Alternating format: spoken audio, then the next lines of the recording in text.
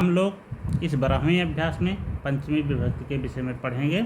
पंचमी विभक्ति का पहला सूत्र है ध्रुवम अपाये अपादानम। तो पंचमी विभक्ति का पहला सूत्र है ध्रुवम अपाये अपादानम। तो इसमें 3 शब्द हैं, ध्रुवम, ध्रुवम, अपाये, अपादानम। 3 शब्द हैं, ध्रुवम, अपाय, अपादान। अपाय का अर्थ होता है अलग होना, ध्रुवम का अर्थ है स्थिर वस्तु, अपादानम अपादान संज्ञा होती है। तो मतलब जिससे कोई वस्तु अलग होती है उसे ध्रुव कहते हैं, और उस ध्रुव वस्तु की अपादान संज्ञा होती है। उदाहरण के लिए वृक्षात पत्रम पतति, वृक्षात पत्रम पतति। वृक्ष से पत्ता गिरता है। अब पत्ता जो है गिर रहा है, वृक्ष से पत्ता अलग हुआ, वृक्ष पत्ते से दूर जा रहा है और पत्ता वृक्ष से दूर जा रहा है, मतलब दोनों संभव है। जैसे तो इसमें कह रहे ध्रुव जो वस्तु होगी, जो स्थिर वस्तु होगी, जो वस्तु स्थिर होगी उसकी अपादान संज्ञा होगी। और दूसरा सूत्र है अपादाने पंचमी, अपादाने पंचमी, और जिसकी अपादान संज्ञा होती है उसमें पंचमी विभक्ति होती है। तो पहला सूत्र ध्रुवम अपाय अपादानम, मतलब अलग होने की क्रिया में, अपाय का अर्थ होता है अलग होना, अलग होने की क्रिया में जो वस्तु ध्रुव होती है, स्थिर होती है, उसकी अपादान संज्ञा होती है, और अपादान पंचमी से उसमें पंचमी विभक्ति का प्रयोग होता है। तो वृक्षात पत्रम पतत, वृक्ष से पत्ता गिरता है। तो वृक्ष यहाँ पर ध्रुव वस्तु है, ध्रुव होने के कारण वृक्षात की अपादान संज्ञा हो गई, और अपादान पंचमी से अपादान में पंचमी हो गई। जिसकी अपादान संज्ञा होती है उसमें पंचमी विभक्ति होती है। इसका उदाहरण है वृक्षात पत्रम पतति। अगला नियम ऋते, ऋते का अर्थ होता है बिना। दिशावाची शब्द, मतलब जिस शब्द से दिशाओं का ज्ञान होता है, जैसे पूर्वः, पश्चिमः, उत्तरः, दक्षिणः। तो ऋते दिशावाची शब्द। प्राक, प्राक का अर्थ होता है पहले। प्रभृति का अर्थ होता है से लेकर, और बहि का अर्थ होता है बाहर। तो ऋते दिशावाची शब्द, प्राक, प्रभृति और बहि, इन शब्दों के योग में भी पंचमी विभक्ति होती है। उदाहरण के लिए ज्ञानात ऋते नाम मोक्षः, ज्ञानात ऋते ना मोक्षः। ज्ञान के बिना मोक्ष नहीं है, ऋते का अर्थ है बिना। तो यहाँ पर ऋते शब्द के योग में ज्ञानात में पंचमी विभक्ति हुई है। दूसरा उदाहरण है ग्रामात पूर्वः, ग्रामात पूर्वः, गांव से पूरब दिशा में। तो यहाँ पर पूर्वः दिशावाची शब्द है, तो पूर्वः ये दिशावाची शब्द के प्रयोग के कारण यहाँ पर ग्रामात में पंचमी विभक्ति हुई है। इसी प्रकार पूर्वः के स्थान पर पश्चिमः शब्द भी हो सकता है, पश्चिमः, उत्तरः, दक्षिणः। तो इन दिशावाची शब्दों के प्रयोग में भी पंचमी विभक्ति होती है। ग्रामात में पंचमी विभक्ति होगी। ग्रामात के स्थान पर दूसरे भी शब्द हो सकते हैं। तो कोई भी शब्द होगा उसमें पंचमी विभक्ति होगी, अगर जो है उसके साथ में दिशावाची शब्दों का प्रयोग हुआ हो। अगला उदाहरण जैसे ग्रामात प्राक, ग्रामात प्राक, प्राक का अर्थ है पहले। तो गांव से पहले, यहाँ पर प्राक शब्द के प्रयोग के कारण ग्रामात में पंचमी विभक्ति हुई। शैशवात प्रभृति, शैशवात प्रभृति, बचपन से लेकर। यहाँ पर प्रभृति शब्द का प्रयोग के कारण शैशवात में पंचमी विभक्ति का प्रयोग हुआ है। ग्रामात बहिः, ग्रामात बहिः, गांव से बाहर। तो यहाँ पर बहिः शब्द के कारण ग्रामात में पंचमी विभक्ति का प्रयोग हुआ है। तो ऋते दिशावाची शब्द, प्राक, प्रभृति और बहि इन शब्दों के योग में पंचमी विभक्ति होती है। अगला सूत्र है भीत्रार्थानाम भय हेतु। इसमें दो धातुओं का प्रयोग हुआ है, भी धातु है और त्रा। भी का अर्थ होता है भयभीत होना, त्रा का अर्थ होता है रक्षा का। तो भय और रक्षा अर्थ वाली धातुओं के साथ भय के कारण में पंचमी विभक्ति होती है। मतलब जिससे भय लगता है और जिससे रक्षा की जाती है उस शब्द में पंचमी विभक्ति होती है। जैसे चौरात विभेति, चौरात विभेति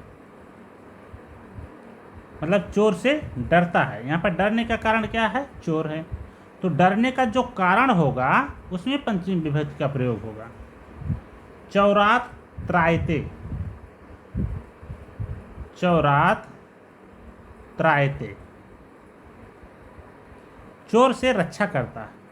तो रक्षा किससे की जा रही? चोर से। तो चोरवाचक शब्द में पंचमी विभक्ति का प्रयोग हो जाएगा। अब अगला सूत्र है आख्यातोपयोगे। उपयोगे का अर्थ है नियम पूर्वक। जब नियम पूर्वक विद्या पढ़ी जाती है तो जिससे विद्या ग्रहण की जाती है उसमें पंचमी विभक्ति होती है। उपयोगे, उपयोगे शब्द होता है, इसका अर्थ होता है नियम पूर्वक, नियम पूर्वक। तो नियम पूर्वक जब विद्या पढ़ी जाती है तो जिससे विद्या पढ़ी जाएगी उसमें पंचमी होगी। जैसे उपाध्यायात अधीते, उपाध्यायात अधीते, उपाध्याय से अध्ययन करता है। तो यहाँ पर उपाध्याय शब्द में पंचमी विभक्ति हुई है। गुरोह पठति, गुरोह पठति, गुरु से पढ़ता है। यहाँ पर गुरु में भी पंचमी हुई है।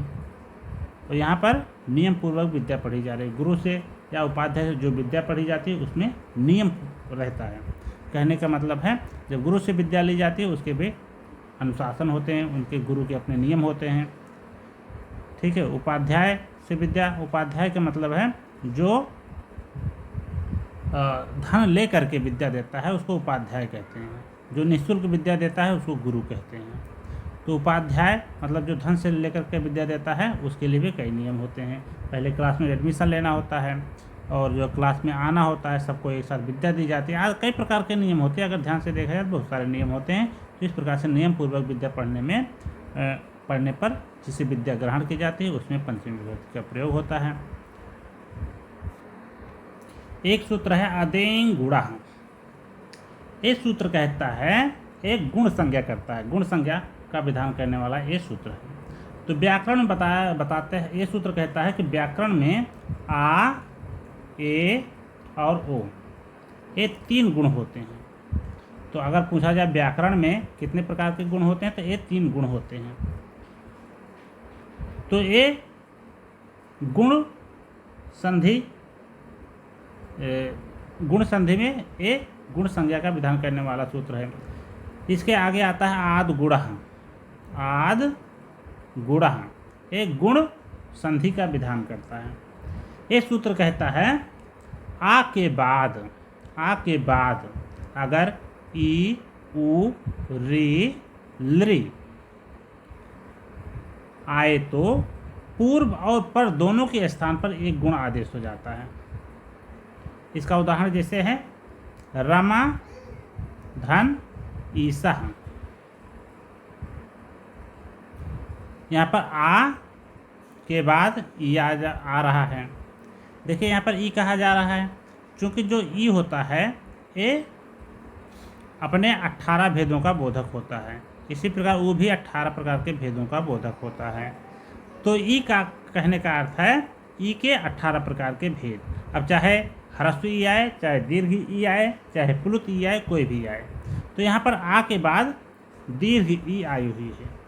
तो आद गुणा ये सूत्र कहता है आ के बाद अगर कोई भी ई, उ, री, लृ आ रहा है तो पूर्व और पर के स्थान पर गुण आदेश हो जाता है। तो आ, ई के स्थान पर एक गुण आदेश हो जाएगा ए।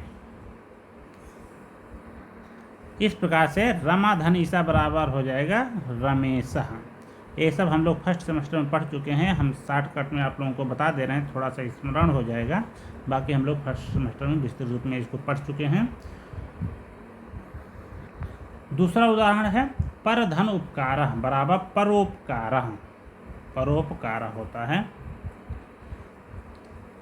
तो पर धन उपकारः। अब देखिए रा में यहाँ पर आ जुड़ा हुआ है, उसके बाद उ आया हुआ है, तो आ के बाद अगर उ आएगा तो यहाँ पर एक गुण हो जाएगा और ओ हो जाएगा, क्योंकि ओ का आ और ओ से ज़्यादा समानता है। आ ए ओ ये 3 गुण होते हैं, उसमें आ और ए की अपेक्षा ओ इन दोनों से ज़्यादा साम्य रखता है, इसलिए आ उ के स्थान पर ओ ही आदेश होगा। इसी प्रकार महाधन ऋषि, महाधन ऋषि बराबर महर्षि होता है।